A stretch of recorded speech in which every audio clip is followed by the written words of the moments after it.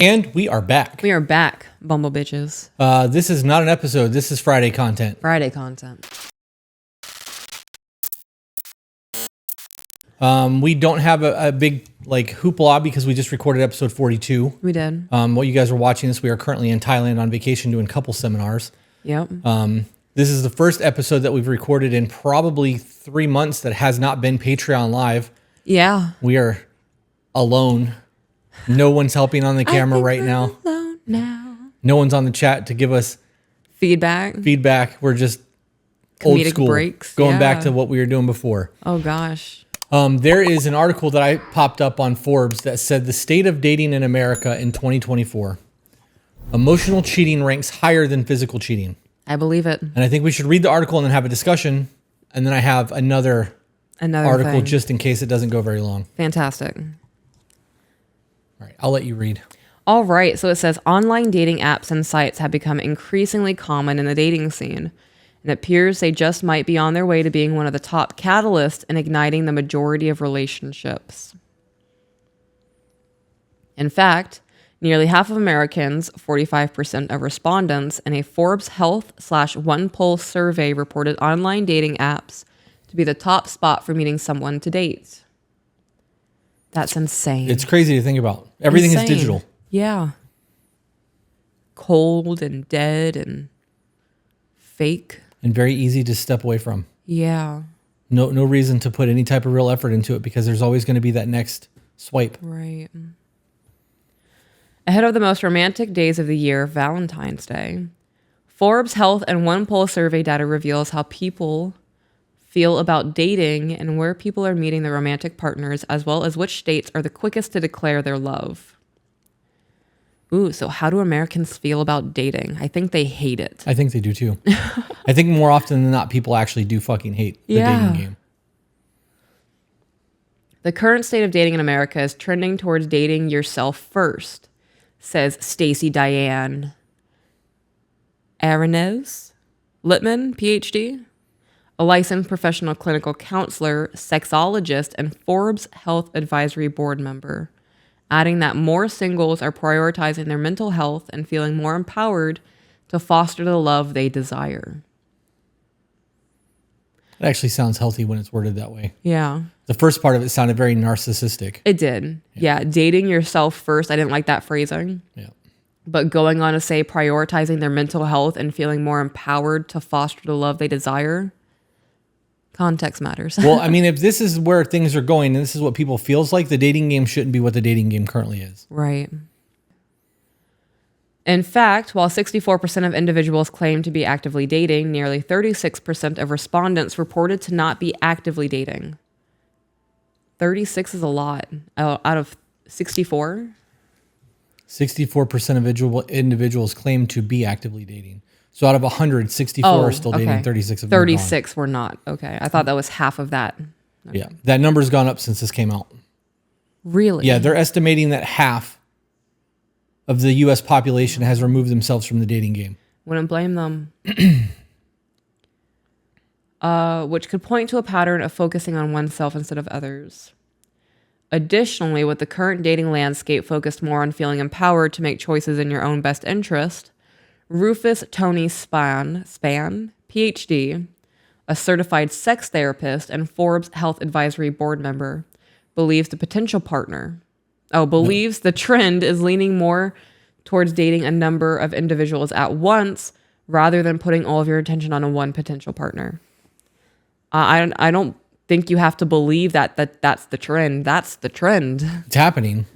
It's absolutely happening. Which is a problem because people want monogamy when they get to the person that they want to be monogamous with, but until they get there, they're willing to date other people and be, with multiple people. Promiscuous. Why would you want to be an option right. to somebody that you're trying to make a priority? Right. I don't like that. I understand that if that's the set expectation, that's golden because everybody knows the fuck is what. But if you have somebody that's not being honest about what's going on and the fact that they're talking to multiple people and doing that kind of shit, and that other person is committed and they've been committed a lot longer than you have, and then all of a sudden you decide you want to commit to them and you're like, hey, just so you know, Like, I'm in this for the long haul now. I That finally person's gonna stopped be talking to like, 6 other people. Like, what the fuck do you mean? Like, I've been, monogamous and honorable to you this entire time. What are you doing? Like, those conversations need to be had. 100%. Yeah. Data from a 2022 Pew Research Center survey on online dating supports Dr. Span's insights. While 44% of respondents reported meeting a long-term partner or spouse was a major motivator to date online, 40% said dating casually, and 24% named casual sex as their main focus. So less than half are looking for long-term relationships. Right. So now we've already removed a huge portion of the people from the dating game. Right. The ones who are in the dating game are desperate. Yeah. They're not like chomping at the bit. Right. Because the matches aren't getting there because it's just another fucking website that unless you pay to get priority. Right. And even then it's not guaranteed to get you anything. Yeah. But less than 50% of the people on that website aren't looking for long-term relationships. 44% are long-term, looking for long-term. 40% casual dating and 24% just want sex. Yeah. So there's no real sustenance there in that aspect too. So to find somebody in that is low. Okay, so I just reread that, and I think that 44% could be halved. No. Because it says 44% of respondents reported meeting a long-term partner or spouse was a major motivator to online date. Oh, reported meeting. Okay, never mind. I read that wrong because all of this is in past tense. Yeah. There's also got to be overlap there. Right. Because 44, 40, and 24 don't make 100. Right. I misread that as 22 of that 44 were already in relationships and were not actively dating, but that was their motivator to going on to the online date. Down. Come on. I know you want lovin's. Continuing on. With these dating trends in mind, Forbes Health /OnePoll surveys serves a relatively optimistic outlook on dating, revealing most Americans feel either positive or indifferent to it. How is indifference a positive? That's not. And I also don't see where there's a positive in that, knowing that less than half of the people on these dating websites are looking for long-term commitment. They're looking for Mr. Right now, not Mr. Right. Right. They're looking for the next couple months of their life, not longevity. Right. If that Who can satiate me right now? Right. If that number was like 64%, I would have a very different feel towards it because at least the majority on the website is still trying for long term. Yep. Most Americans feel either positive or indifferent to it. I feel like adding indifferent in there just added up their numbers, like boosted their numbers for it to be positive. So there's positive and then there's indifferent. If somebody was like, hey, you love your wife, feel indifferent to her. Right. We're having a long conversation. Continuing on, results of the Forbes Health /OnePoll survey, which polled 5,000 Americans who have actively dated in the last 5 years, shows that nearly 60% of Americans feel either very or somewhat positive about dating. Some 23% feel indifferent to dating, with just over 13% reporting negative feeling towards it. What's more, men appear to have more positive sentiments at 68% compared to women at 55%. How accurate do you think those numbers are? I don't know. Was that 2,500 men and 2,500 women? Or is this 5,000 people and we're just matching and because if there's only 80 women in that and 53% of 80 women. Yeah. Or 55% of 80 women. It means nothing to me compared to the thousands of men that were just surveyed. So the majority feels somewhat positive, but also these majority of the somewhat positive are dating multiple people at the same time. Could be. That's what I gather. That's what they said earlier. Majority of people, right? Or am I misquoting? Am I misremembering? The majority of people are casually dating. Yes, they're holding on casually to more than one person while they're trying to figure things out. Okay. But the issue that I have with this is because of what we do for a living. I think those numbers are higher. I agree. Now that could be a cognitive bias because this is what we do for a living. But 68%. I'm sorry. What was it? 60% of Americans feel somewhat positive about dating. I don't believe that to be true. I don't believe that at all. Yeah. I would put that number closer to 30%. I would say 30. Okay. That's exactly where my mind went to, was 30%, halving that. Right. So is that because of what we do for a living, or is It that... could be. I think what we do for a living heavily influences that, because people don't seek us out to tell us dope things. They seek us out because they want information from us. So, of course, we're going to get an influx of negative things because that's what we're seeking when we put out the email address. Yeah. Yeah, it's true. I also think, ships flock to a lighthouse, so sinking ships do. Yeah, getting too close to that cliff. Yeah. Back up just a little bit, guys. So, U.S. daters prioritize personality and appearance equally. When asked what's most important when meeting someone on a first date, 50% of Forbes Health/One poll respondents claimed both looks and personality were equally important. Dr. Litton finds these numbers hardly surprising. When given the choice, it makes sense that single people would report valuing physical attraction and personality equally, she says. Physical attraction may initially draw us in, but it's someone's values, traits, and other personality characteristics that tend to predict lasting love. Not everyone surveyed prized personality so highly, though. Nearly 13% of respondents were most concerned with looks. Looks were also slightly more important to men, with personality being slightly more important to women. Makes sense. It does make sense. And you know why that makes sense? Because men are visual creatures where women are not. Yep. Continuing on. While these findings prove that looks aren't everything to everyone, Dr. Littman notes that there were drawbacks to focusing too heavily on a person's appearance. Focusing too narrowly on physical appearance when dating can lead to an impact on mental health, says Dr. Littman. Personalities are enduring, physical attributes will change over time, she explains. When people solely focus on physical attributes rather than getting to know someone's personality, it can increase symptoms of anxiety, depression, and notions about worthlessness. Worthiness. Notions about worthiness. Shared values and beliefs are greater predictors of relationship success compared to other factors such as physical attractiveness, she adds. I encourage single people to consider how starting a relationship should feel like teaming up rather than settling down. It's a good way to word that. That is a really good way to word that. I'm really hung up on when people solely focus on physical attributes rather than getting to know someone's personality, it can increase symptoms of anxiety, depression, and notions of worthiness. Yeah. Because you are putting all of your faith in another person solely based off of their genetics. Right. It has nothing to do with their behavioral traits, their trauma responses, triggers, cognitive biases, negative biases, like the way they live their life. Their entire life experience doesn't matter at that point. It only is based off of their physical appearance. And if that's the case, of course you're going to live in a state of anxiety. Right. Because you don't know. You're not safe. There you go. Your nervous system does not feel safe. It's crazy. It is crazy. I like this teaming up rather than settling down. We said the same thing. We need to find a way to create a t-shirt about that. Yeah. Where do most Americans meet their partner? In recent years, dating has turned more digital. Nearly 45% of survey respondents reported online dating apps to be the place where they meet people to date, making it the most popular spot.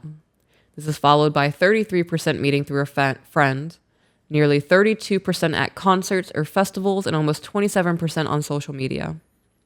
All right, hang on. I need to hear those stats again. Nearly 45% of surveyed respondents reported online dating apps. So 45%, that's online. The vast majority of people are meeting on dating apps now. Because that's the highest number. So 45%, which is still less than half. Right. There's a saving grace there.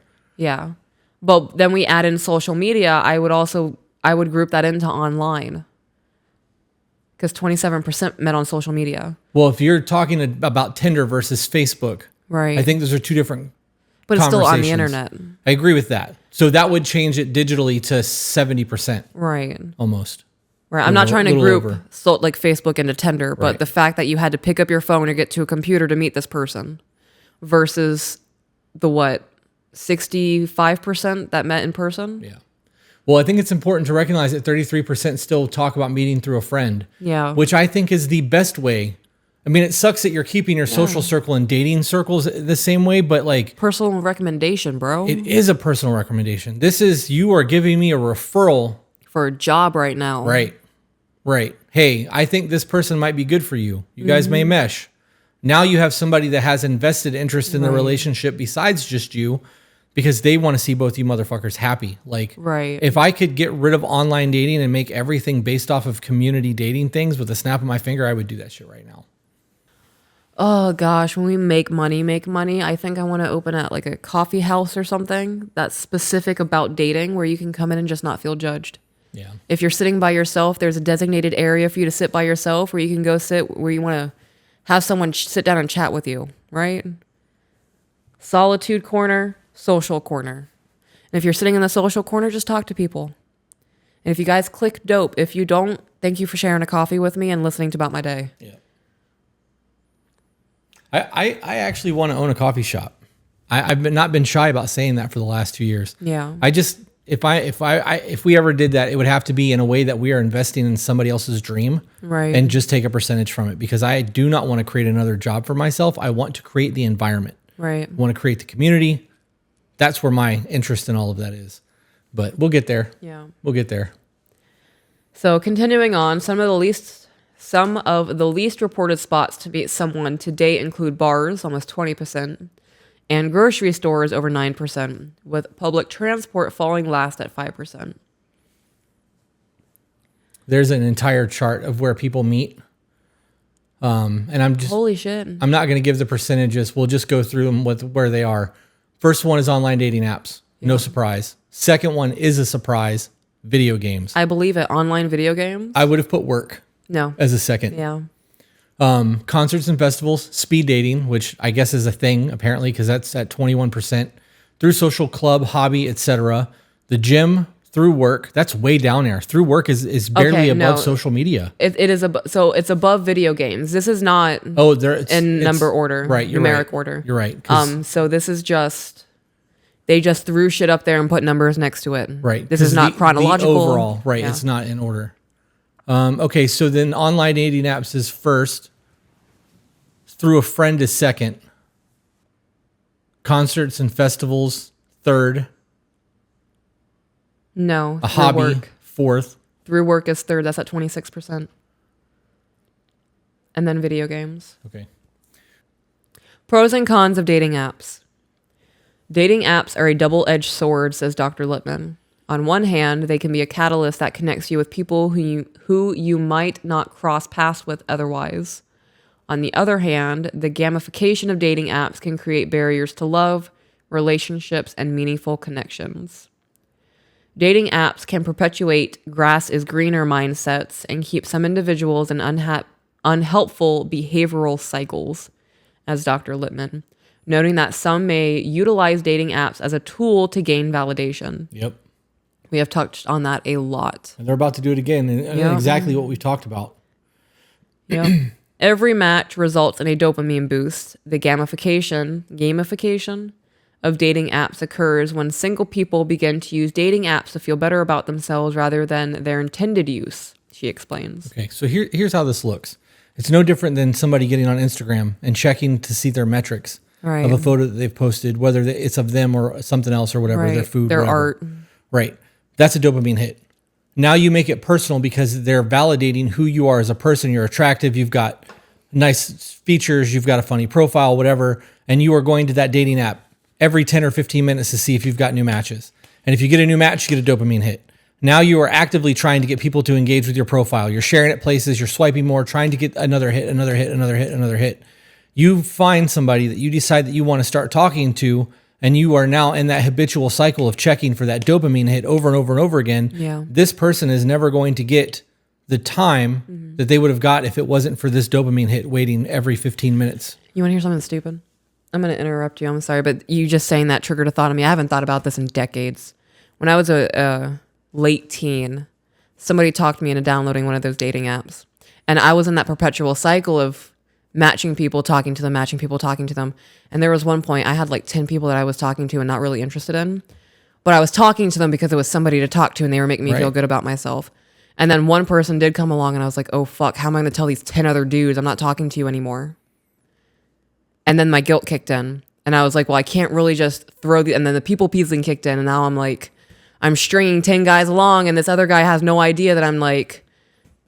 10 other dudes are texting me good night. It's not saying good night love, but they're texting me good night. Like, it's a fucked up cycle people put themselves into. And then the attention, this will shift into the emotional cheating conversation, I'm sure. But Yeah. that constant need for validation makes you a slave to the opinions of others. It does. Because you will never allow your own self-worth and self-love to shine. Right. Because you need other people to wipe the fucking rust off. Right. And they'll only do that on something they deem worthy. So you're not even truly yourself. Right. Right. You're bending who you are to try to continue to get people to wipe that rust away. Yeah. Continuing on, ultimately, many factors contribute to satisfaction with dating apps, including one's own psychological and relational motivations. Hold on. You interrupted me, and I just Okay. remembered what I was going to say. I was going to come into the borderline conversation. Oh, word. Okay. So on that last part where we were talking about the dopamine hit, if you are somebody who has borderline or bipolar disorder and you are extremely volatile in either direction, up or down, Yeah. you will seek out the validation of others in lows and highs because you're manic. And you can see that in both of those disorders. You can even see it in CPTSD to a degree. Yeah. But that whole situation, like getting that validation and that dopamine hit in that next person, you are not going to ever really truly... No one's going to know you. Right. You're not going to give enough of yourself in order to make that a thing because as soon as you're not satisfied there, you need that next dopamine hit. Yeah. That was a thing for me too. Yep. That's where I was going with all of that. Yeah. I mean, that's a really good point. That was another thing. Once they stopped filling my attention meter, Yeah, this is boring Block. now. Next. Yeah. never have to talk to you again, never have to think about you again.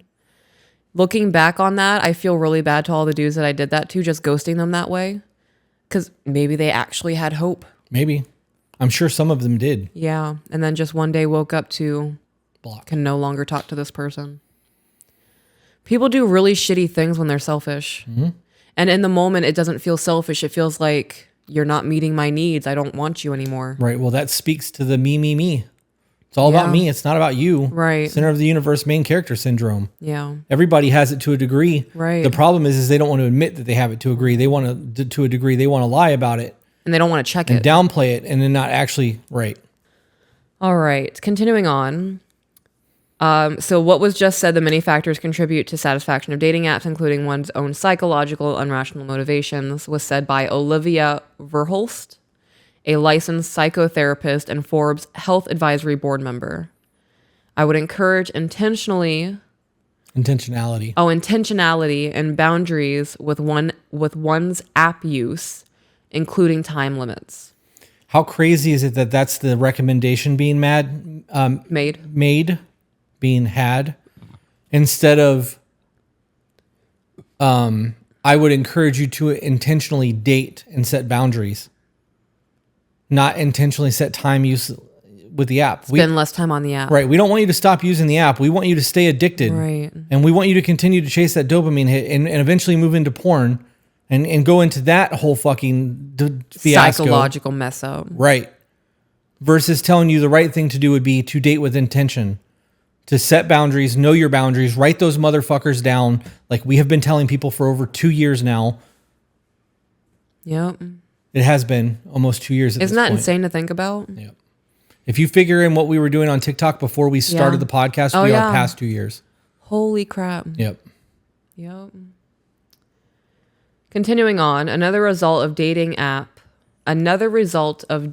use is dating app fatigue. I like to encourage folks to narrow in on their relationship to the app.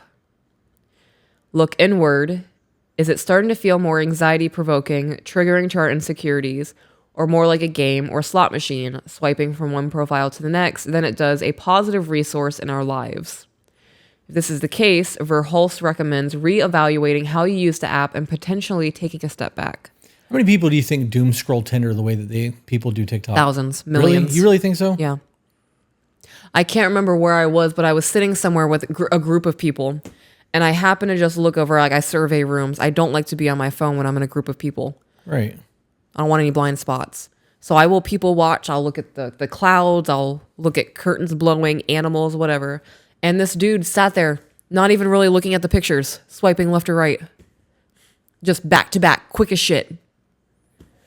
Not reading descriptions. That's insane. Must have been 20 minutes I sat there watching him do that. In public, Yeah, I would look over at something else and I would scan the room again, and he was like right next to me. I'd be like, oh, he's still doing the thing, and I'd move back and go on, and Disconnected from reality. Yeah, just swiping. All right. How long does it take to say those 3 words? It's the next chapter. Okay. Looking at how quickly Americans confess their love when dating someone, the largest percentage of Forbes Health/One Poll respondents, 29.4%, said it should be expressed within the first 4 to 6 months of dating. This is followed by 21% pointing to 1 to 3 months. Oh my gosh. And 14% saying 7 to 9 months. I had a dude tell me that he loved me after the second date. It's people that don't know what love is. Yeah. I never pulled back faster from a relationship. It scared the shit out of me. Yeah. Yeah. 21% pointing to 1 to 3 months of saying I love you. 4 to 6 months was the most popular amongst those between the ages of 18 and 26 who felt slightly stronger about the 1 to 3 month mark. So the more emotionally immature ones felt stronger about the 1 to 3 month mark. Yep. It's people who are looking to fill voids. Right. That I believe that we do that, right? We need That's why people turn to alcohol. companionship. Right. We as human beings are social creatures. We need the hierarchy of the village, and like We're we wired thrive for in community. those. Right.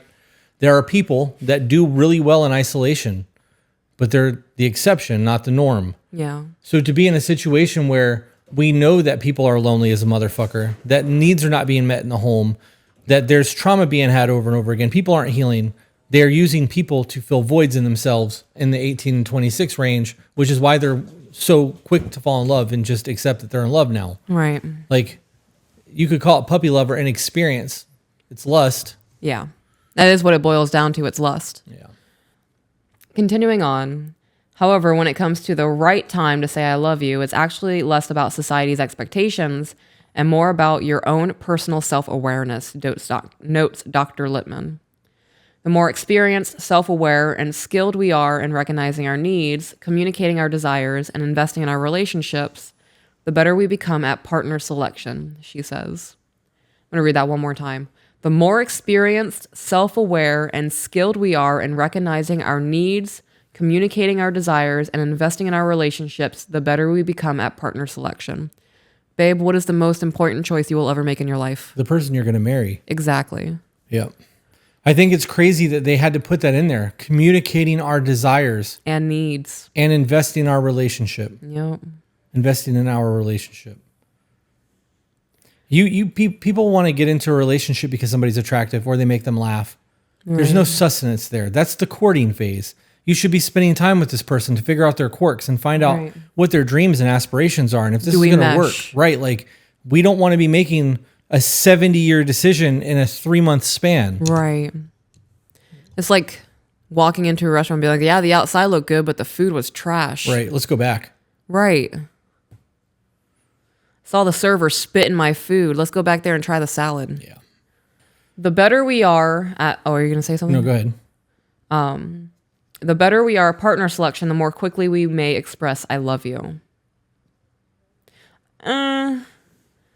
The better we are at partner selection, I think I don't like the way that was just laid out, because they just said between the ages of 18 and 26, say I love you faster. Right.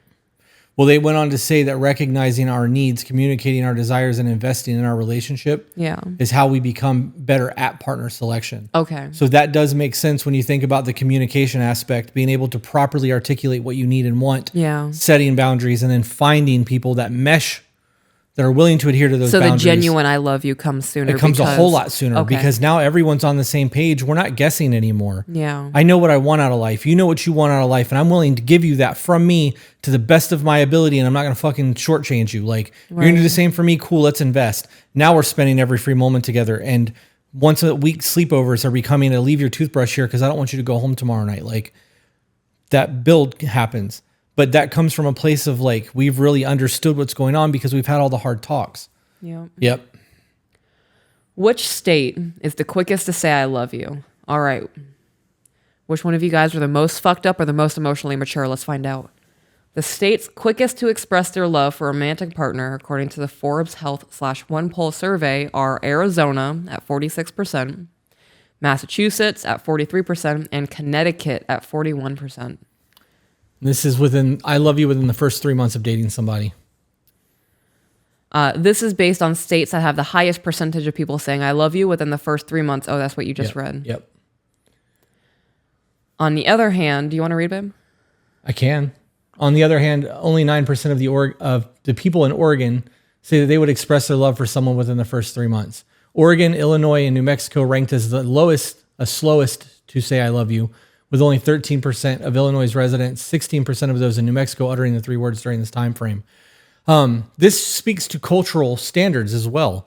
I understand that Oregon has major cities, but like they're woodsy people versus desert people. Like your climate and the environment that you live in and the way that you interact is absolutely going to make that a thing. Right. Now you imagine taking somebody from Arizona who had, what was it? Arizona was the highest? It was, yes. 46%, and sticking them to Illinois at 13%.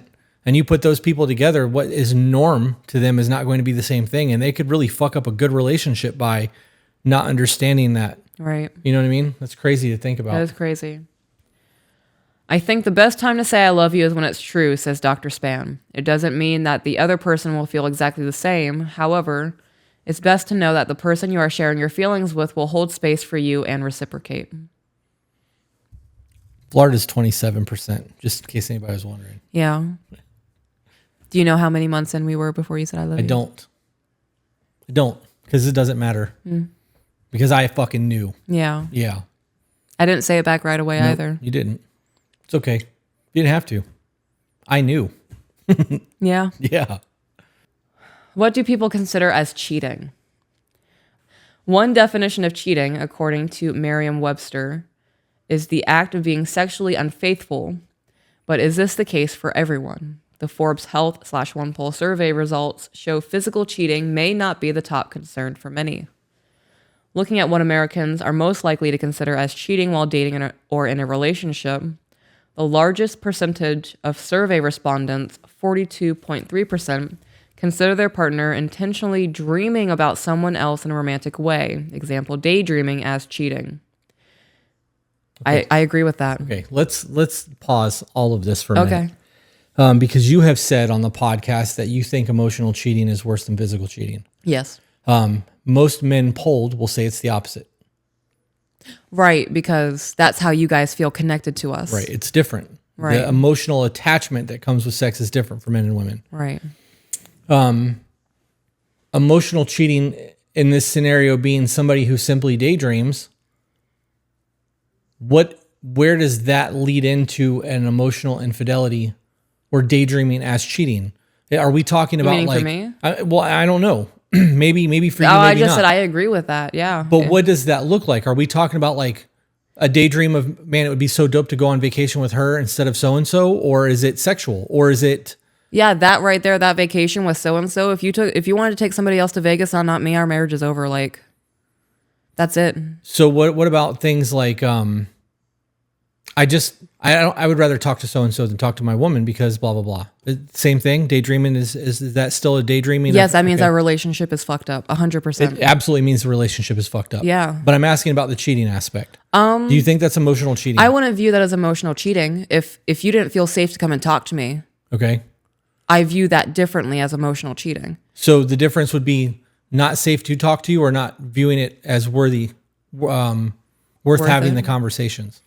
Would that be a thing? I'm trying to understand. Okay, so if you thought that the conversations weren't worth having because nothing's going to change, why bother? Okay, if it's nothing's going to change, why bother? I'm going to go do this with somebody else and bare my soul, then yeah, I do view that as emotional cheating. Okay. Yeah. But it was the daydreaming aspect of it, which is why I was trying to... I'm your daydreams. I'm a lucky man. Because there's men out there who are like, and mine's my nightmare. That sucks. Mm-hmm.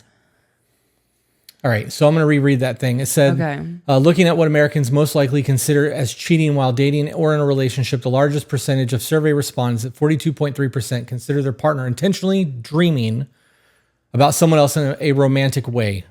So the romantic way, I guess, is what mattered. Yeah. But I think that it's important to recognize that if you can't have those conversations of all the things that we just laid out, there is a much bigger fucking problem. Yeah. Okay. Yep.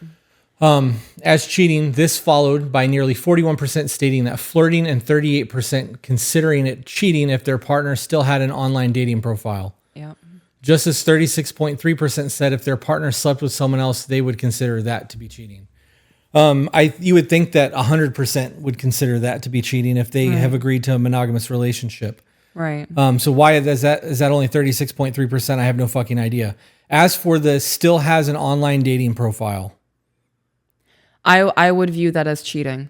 Well, then I don't know if I've cheated on you the entire time we've been together because I created a dating profile in 97 or 98. Right. Well, I would view that different. That's the point. That is the point. If, say, they've been in a relationship for 9 months. Right. And at this point, they have decided to be in a relationship together. If one of them still willingly and knowingly has an active dating profile, I view that as cheating. Active. Yes, active. Yep. I think that when two people get together and they decide that they're going to start doing this and they meet on a dating app, they should just delete the dating app. Right. And that should be something that should be kept up with. Yeah. It's no different than Snapchat. I think that should be deleted too. Yep. Give yourself an actual chance at happiness. Mm-hmm. Focus and dive into this, not keep one foot on the 1 foot in the door and the other on the pulse of the dating game. Right. Remove that shit. Really fucking bear down and make it work. Say it with your chest. Emotional cheating for some means a deeper connection than sex because of the thoughts, feelings, and emotions which were present or built, says Dr. Span. When emotional cheating occurs on either side of a relationship, it can leave a partner to ruminate on how this connection formed and what it could mean to those involved, he adds. Opinions also differ amongst men and women, with women's top response being still having an online dating profile at 43%, followed by flirting, nearly 43%, and intentional romantic dreaming at 41%. The top response for men was intentionally dreaming about someone else, 44%, and flirting, nearly 38%, and a partner liking someone else's of the same sexual orientation selfie on a social media, falling close behind at 34%. I don't understand that. Liking someone else's of the same photo? sex. So people who are secretly into in the closet. Gotcha. Okay. That's wild. That is really wild. I obviously they differ. Yeah. Of course it fucking differs. That first paragraph that you read, emotional cheating for some means a deeper connection than sex because of the thoughts of feeling deep emotions which are present or built. I think that speaks more to people's trauma and hurt and not healing. Mm-hmm. Right? Because you're going to hold on to a whole lot more if you've not gotten over the things that happened in your past and you're bringing that baggage into the next relationship. Right. And I think that's where a lot of that insecurity comes from, because you're coming in not whole already and you're expecting other people to have the fucking mortar to fix the holes in your wall. And that's not what they're there for. That mortar should be drying when you come into a relationship so that it can be a hardened surface again. Right. And you're whole and complete versus incomplete, expecting someone else to fix. And if you are incomplete and you are expecting someone and they are liking selfies or they are doing the things that you disagree with, that wound is never going to dry. That mortar is never going to set. It's never going to harden. Eventually it's going to come out of there and you have a big gaping hole of raw fucking exposed nerves because you haven't done what's necessary to heal from some other shit. And now you have other people adding on top of it. Right. I also think that it's a whole lot easier to maintain your boundaries when you're whole than it is when you're broken. That pure structural standpoint. If something is still solid, whole, it's going to be a whole lot stronger than if it's not. Right. With many differing opinions on how truly... Oh, fuck me. With many differing opinions on what truly constitutes cheating, it's important to be on the same page with your partner or any developing romantic connection and where you stand on big topics. This may include voicing opinions on cheating, such as where you draw the line and what cheating is and isn't to you. This should be had on the first and second date. Yeah. Yeah, that's early conversation. As well as your opinions in other key areas like communication and the concept of therapy. Also good early dating conversations. Yeah. Even prior to the start of a relationship, Dr. Lippman emphasizes the importance of being open about your mental health and establishing boundaries with potential partners. Whether it's a conversation about cheating, how each partner actually feels in a relationship, or what the most important part of one's relationship really is, it's important to look inward, realizing what roles we play when it comes to disagreements and issues. Yeah. Having the mindset that there will always be someone better or easier to date will create challenges and difficulty in dating, says Dr. Lippman. Because you're always waiting for the next best thing. Right. You're not committed to shit. You're literally just waiting for a level up. Yeah. All relationships, including the ones we share with our romantic partners, take work, she says. People who embrace this and come together proactively to address emerging issues are more likely to succeed long term. Crazy how that works, isn't it? Yeah. Just talk about it, properly talk about it. It's easy to see that the way people view dating in the U.S. varies widely, whether it's about what constitutes cheating, when the right time to say I love you is, and what's most important in a potential partner. Experts agree, though, when it comes to looking for love, connection is the king of hearts. Communication. Communication is the king of hearts. The survey methodology on this says that an online survey of 5,000 U.S. adults that have actively dated in the last 5 years was commissioned by Forbes Health and conducted by market research company OnePoll in accordance with the Market Research Society's Code of Conduct. Data was collected from August 2nd through August 16th of 2023, so this was a year ago. Mm-hmm. The margin of error is plus or negative 3.1 points with 95% confidence. The survey was overseen by OnePoll research team, which is a member of the Market Research Society, blah, blah, blah, blah, blah. So that's the survey. That was a whole lot of information about dating, and I think it's important that these conversations get had as we are moving more and more into AI, more and more into dating apps, more and more into single player games, isolating ourselves away from the community that we once had, no longer having a genuine connection with people. Right. This becomes more of a problem as that happens. The online everything. You no longer can read social cues properly. Your social interactions become weird. Yeah. You can't read the room anymore. You may put yourself in unsafe situations. There's a whole lot of things that happen when you remove the human element from the human experience. Mm-hmm. Okay. I agree with that. We are 46 minutes in. This one shouldn't take as long. Are you able to read that, or do I got to blow it up? I can read it. Okay. This is an article from the Washington Examiner, and it's called "The 2 Biggest Reasons Dating is Dead." This is from January 27th of 2020. Oh, wow. So this is 4 years ago. 4 years ago. I picked something old so that we can read an article and see how it relates to now. All right. So this says, I'm 51. In my day, romantic relationships weren't complicated. You met someone, you were attracted to him or her, you got along great, and you started dating. As in, actually dating. The guy asked the girl to dinner and a movie, and they went out. At the end of the date, he dropped her off at home, kissed her, and if the date went well, he would call her the next day.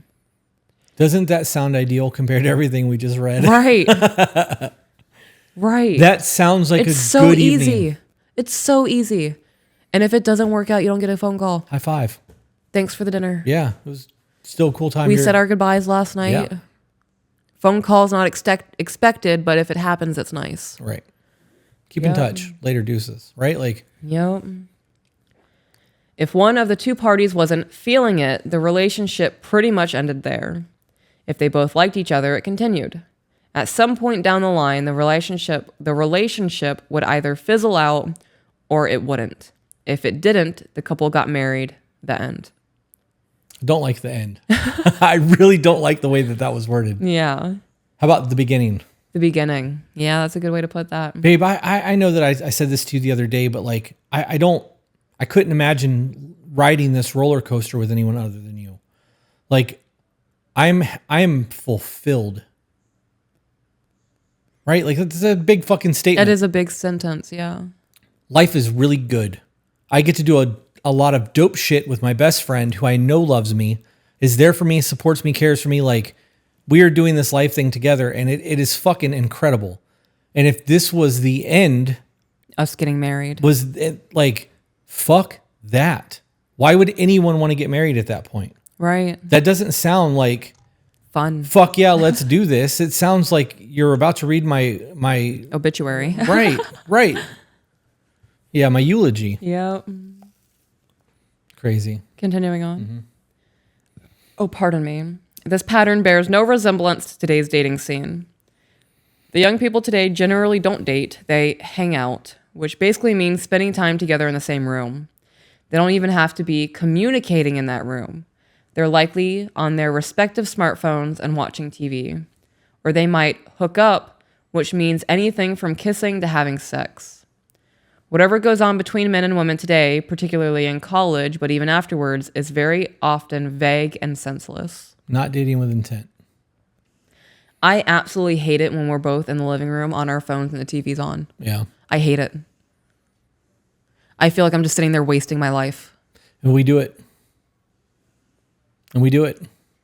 That's one of those things where like what we're watching has not kept our interest anymore. Yeah. But there's 9,000 TV shows to watch and none of them seems good. So we're going to doom scroll while talking to each other. Yeah. That's the downside of all of that. We also could do anything else but sit there, but we don't. Yeah. Well, it's normally time to wind down by the time we hit the couch at night. Yeah. Especially when we have the kids. It's fucking 9:00 at night.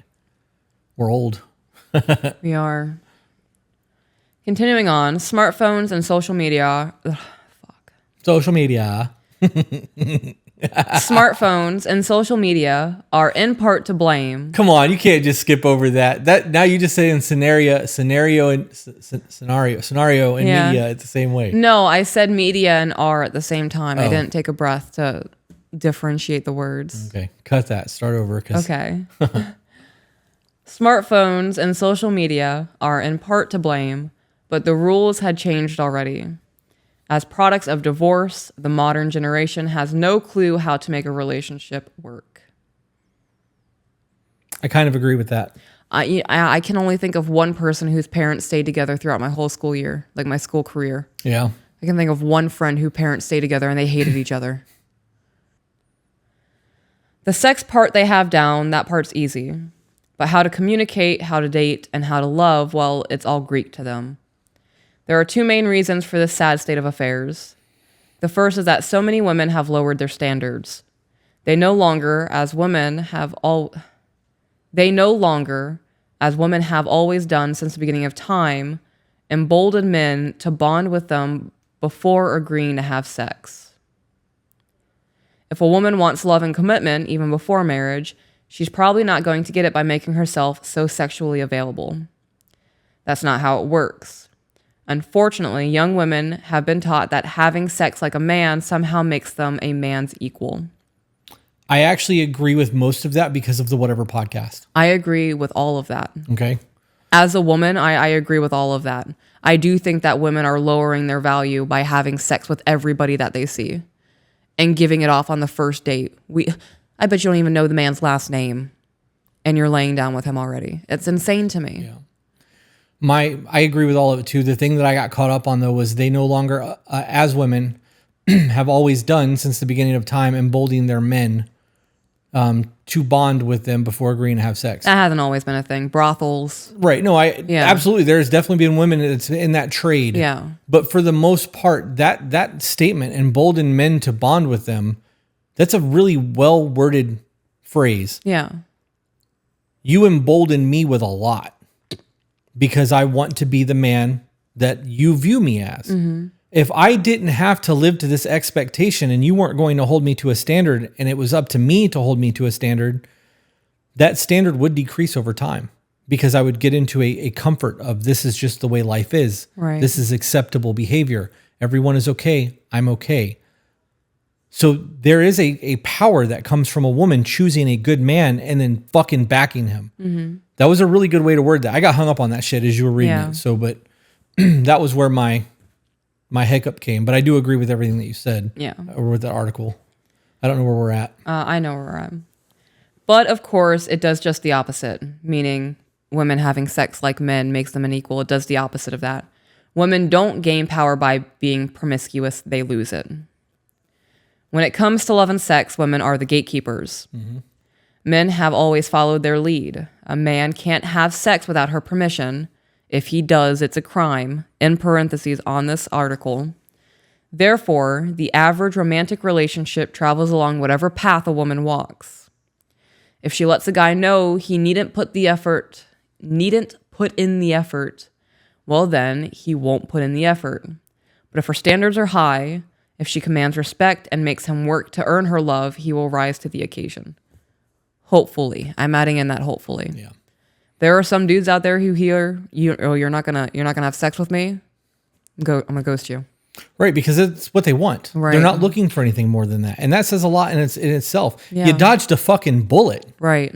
It's also important to recognize that not all men and not all women are going to have standards or integrity. Right. If you fucking settle for less than, you are settling for less than. You chose that. Right. And that comes down to not knowing his last name.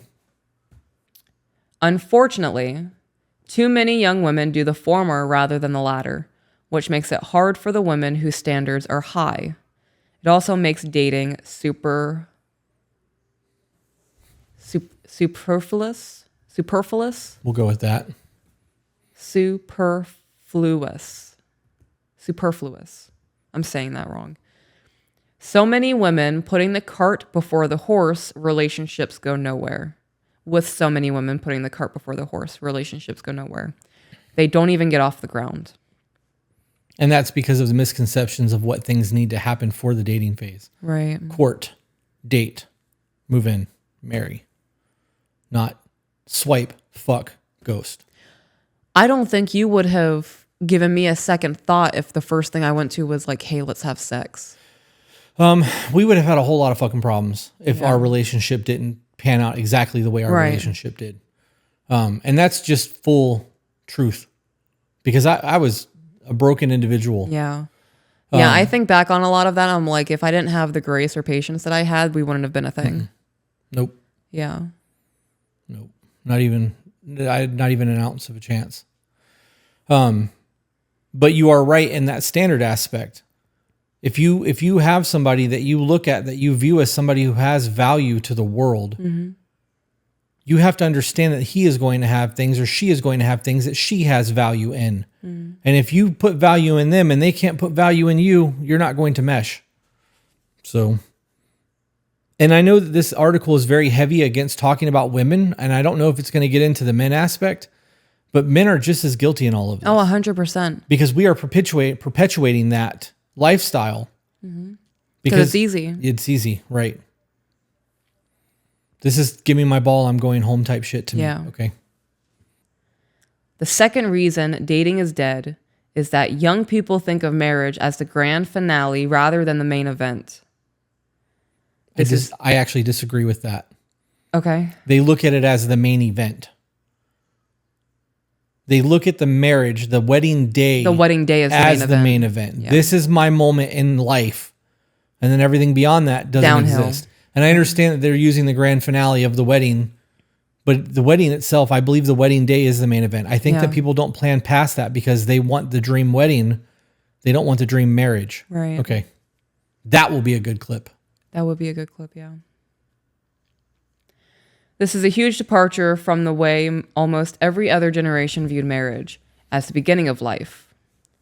The purpose, the whole enchilada. This earlier mindset guarantees successful dating because people don't waste time with people they know they'd never marry.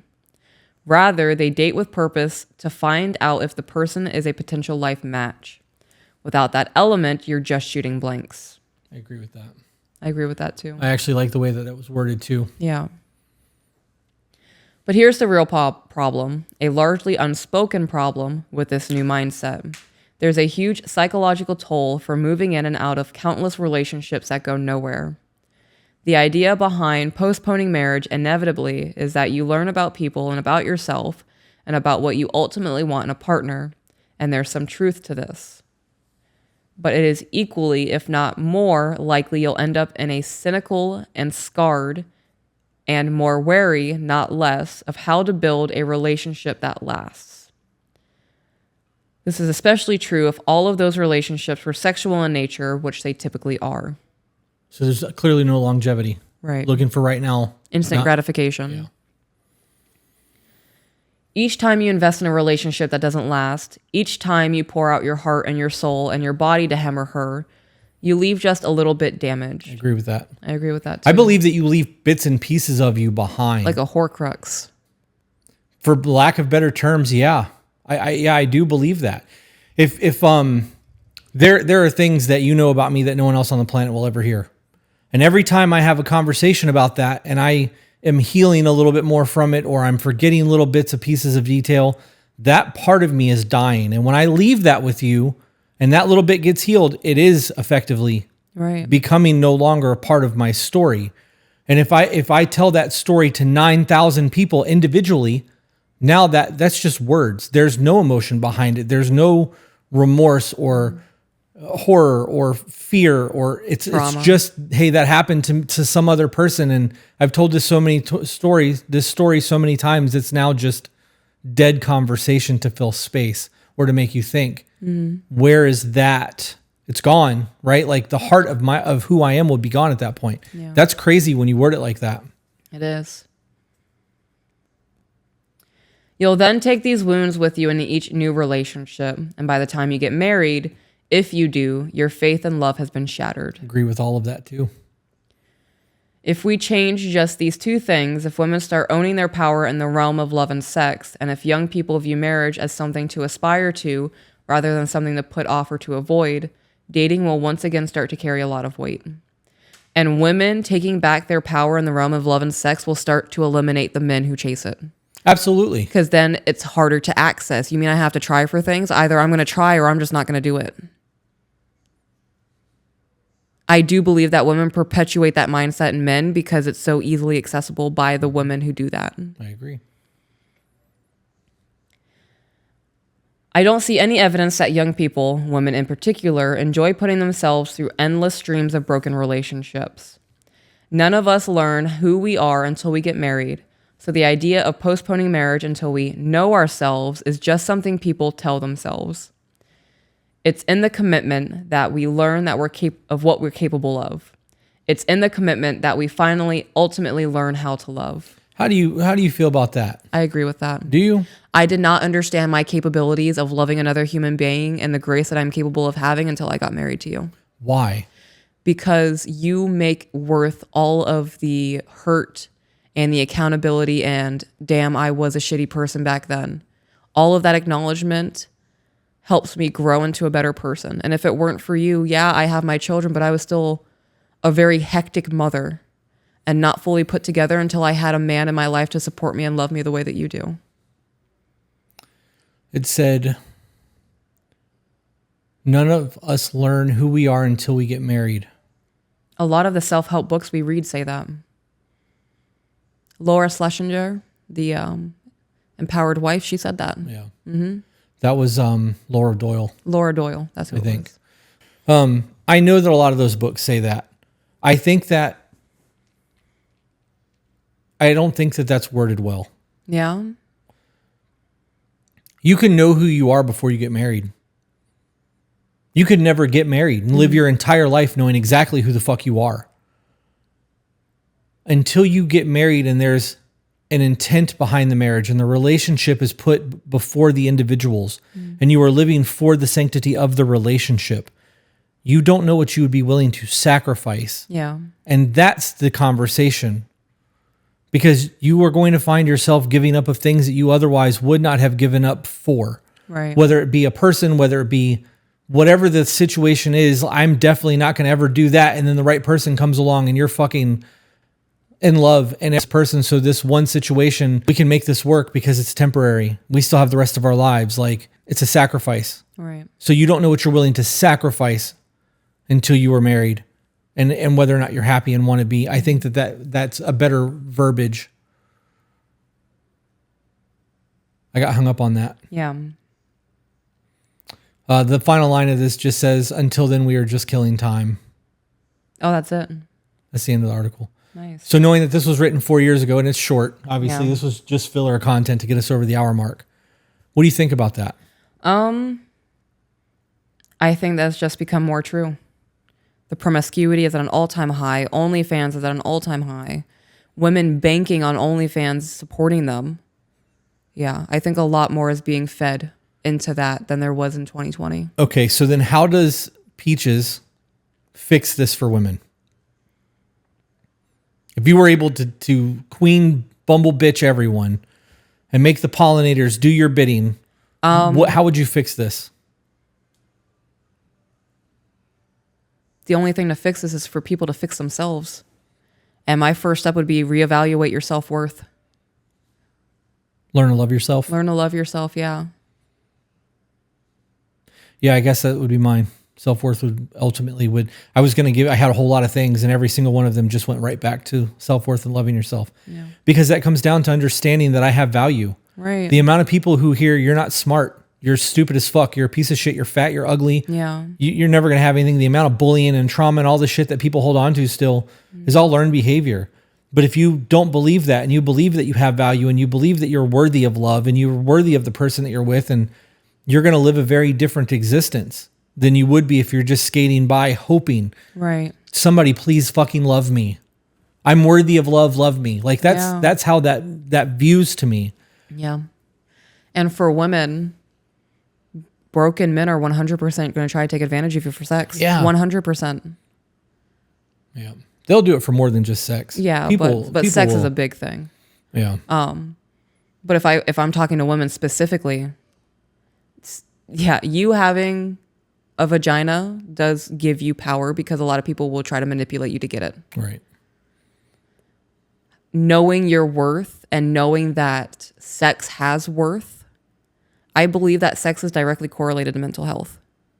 And if you're being used as a sexual object, you are not going to feel good about yourself. I don't really have a whole lot more to get into with all of this. I think that you're right in the self-love aspect. And while I was having that little speech just now, in my head, I can see like all of the older movies where there's two people who've accepted that their life is just going to be what their life is. And that one person comes along and makes them smile at the right fucking moment and gives them just a little bit of hope. Mm-hmm. And then they start to believe that they are worthy of more than what they have. And now they're like courting and they're trying to like Hallmark movie this shit. Yeah. The problem is people don't go for the Hallmark movie anymore. They go for the, hey, I could feel good for a little bit. Yeah. Please love me. I'm worthy of love. Like that's how I view all of that. I'll have sex with you if you love me. Yeah, just for tonight. Tomorrow you can go about your existence, and I'll continue to swipe until somebody else messages with me for a little while. So depressing. It is. It so fucking depressing. Is. The idea that people are like, I know everyone in my town. I live in a small town of 6,000 people. No, you don't. You might know their names. Yeah. You don't know the in and outs of their lives. You don't know what makes them cry at night when they're laying by themselves. Yeah. And how much of that on the previous letter, they spoke about new people being more interested in physical attraction than substance of the person. Well, when you live in a small town like that and all of your world is the internet, you have bangers all over the place where you've got meth addicts all over the place where you live. Like the appearances are very different. You're never going to find somebody if you're not willing to get to know them and talk to them. I'm not saying date a meth addict. I mean, if that's what you're into, that's what you're into. But like, I'm sure you can find somebody with a full set of teeth or at least close. Veneers are a thing now. They are. Sorry, I had to bring light to this, but I mean that just because you live in a small town doesn't mean that there's not somebody there for you. You just have to be willing to do the work and slow the fuck down. If you're just trying to fuck everything in your town, you're not going to ever have any sustenance. Nobody's going to want to settle down with the person that's fucked everyone. Right. And even if they did, you're now going to have a horrible relationship because every time you go somewhere and there's somebody like, hey, Todd, your person would be like, really? Yeah, I had a whole face. I couldn't sit across the table from somebody knowing, like, if this were reversed and I was with a dude who has slept with every woman in town, I would never want to go in public. I wouldn't either. I would be constantly jealous. I would be constantly insecure. I'd be constantly worried that somebody's trying to take him away from me. I'm good on that. Do you think that's a big statement just now that you made, like the admitting of all of that? No. Why not? Why would it be? Because most people won't admit that. Most people will admit it to themselves, but would never say that out loud. Yeah. No, I'm good. Because people will look at that and go, damn, she's insecure. Are you though? Because you just verbalized that to millions of people. Right. I'm not insecure about that. I know. Yeah. But the point that I'm making is that most people would never say that out loud. Why? Because is it embarrassing? It is embarrassing because I am worthy of love. Please love me. No. That's what that is. I'm a jealous fucker. I need 100% undivided attention. And if I think that there is a possibility because you've slept with everybody in town that attention could go elsewhere, I'm just another hole to stick it at this point. I'm good. Yeah. No, thank you. Yeah. It would take a lot to convince me that that's not your way anymore. Right. It would take a lot to convince me. But that also speaks on your self-worth. Right. And again, you admitting that verbally absolutely makes you not insecure. You're aware of what you're comfortable with and what you're Right. not, and your boundaries is huge. Yeah. I think that it's good that you're able to say things like that. I don't think that it makes you controlling or any of the things that people label all of that. Yeah. I think that it makes you strong by being able to know what the fuck is going on with you. You're healing. Right. And that's what that looks like. I'm doing a lot of therapy right now. Yeah. I'm glad you're enjoying the therapy thing. I am. I'm looking forward to it every week. Yeah. Don't even know what this woman's face looks like. We have 2 therapists that are waiting to be interviewed. Nice. Yeah. We got a whole lot of work to do still. I'm just trying to get us past Thailand. I don't want to do anything more than what we're doing until Thailand. Right. And then we'll go from there. Costa Rica's happening, guys. If you guys are not following along, we have currently 9 slots available for Costa Rica. Oh, big stretch. We'll be going to Costa Rica from May 20th to the 26th of 2025. Eco Lodge, fucking Rainforest nighttime walk. tours, right? Cocoa plantation, swinging bridges, waterfalls, like Poisonous frogs. the whole thing. Big spiders. And you can come with us. Link in the description in the YouTube channel. Also, we are not recording live on Patreon right now, but normally there's 50 to 100 people that are interacting with us while we're recording. You guys don't get to see it because we cut all that out. Get uncut versions of us. A lot of stupidity, lots of fun. We highly recommend that you check out our Patreon channel. That's where I also post all of my wacky misadventures. Yeah, a lot of one-on-one time with Peaches over there. Yeah. Because those, like the mini building that you guys did, there was only 20 people in there. Yeah. I sat in there, watched while I was playing video games while you guys were recording, and it was just you guys talking and interacting, and it was just a very small group of people. I don't have anything else. We're hour and 10 in at this point, I think, Yeah. after edits. I had to go home and relieve Carrie. All right. Well, with that being said, guys, I hope that you enjoyed this. This is yet another episode of us just bullshitting. We got 2 episodes done in a day today, which is the first time we've done this in a while. Yeah, it feels good. It means the rest of the week we can kind of slack off. We can. Still would like to do one more episode for Friday just to have it, but we're golden. With that being said, guys, remember you're the author of your own life, So grab a pen. and we will see you on the next one. Bye, guys.